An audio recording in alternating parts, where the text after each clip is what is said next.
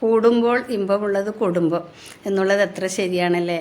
ഇന്നലെ ഞങ്ങളെല്ലാവരും നമ്മുടെ തറവാട്ടിൽ ഒത്തുകൂടി കർക്കിടക ദിവസം നമ്മുടെ കാരണവന്മാരെ ഓർമ്മിക്കുവാനും അവർക്ക് വേണ്ടി പ്രാർത്ഥിക്കുവാനും അവരുടെ ഇഷ്ടഭക്ഷണം ഒരുക്കി അവരെ സൽക്കരിക്കാനും ഒക്കെ ഉള്ളൊരു ദിവസം അല്ലേ. ഞങ്ങളെല്ലാവരും ജനിച്ച തറവാട് വീടാണിത്, അമ്മമ്മ ഉണ്ടായ വീട്.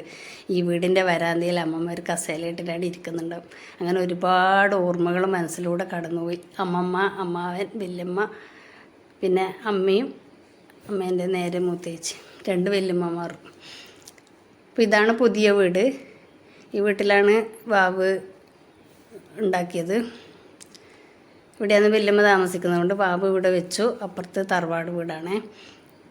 അപ്പോൾ ഞങ്ങൾ എല്ലാവരും കൂടി ഒന്ന് ഒത്തുകൂടി നമ്മളെല്ലാവരും ജനിച്ചൊരു വീടാണത്. ആ മുറ്റത്ത് നിൽക്കുമ്പോൾ ഒരുപാട് ഓർമ്മകൾ ഇങ്ങനെ മനസ്സിലൂടെ കടന്നു പോകുന്നു. എല്ലാവരും കൂടെ കൂടി നമ്മുടെ പിതൃക്കൾക്ക് വേണ്ടി നല്ലൊരു സദ്യയൊക്കെ ഒരുക്കിയിട്ടുണ്ട്. അവരെ ഓർമ്മിക്കാനും അവർക്ക് വേണ്ടി പ്രാർത്ഥിക്കാനും അവരുടെ ഇഷ്ടഭക്ഷണം ഒരുക്കി അവർക്കത് വിളമ്പിക്കൊടുക്കുവാനും എല്ലാം കൂടി ഉള്ളൊരു ദിവസം. അമ്മമ്മേൻ്റെ മക്കളും കൊച്ചുമക്കളും അവരുടെ മക്കളും എല്ലാവരും കൂടി അവർക്കും വളരെ സന്തോഷം ഉണ്ടായിട്ടുണ്ടാവും അല്ലേ.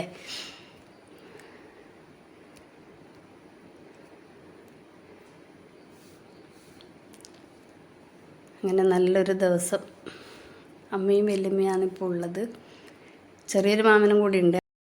ഇതൊക്കെ ഒരു വിശ്വാസം ആണെങ്കിലും ഇതൊക്കെ നമ്മുടെ ജീവിതത്തിൻ്റെ ഭാഗമാണല്ലേ.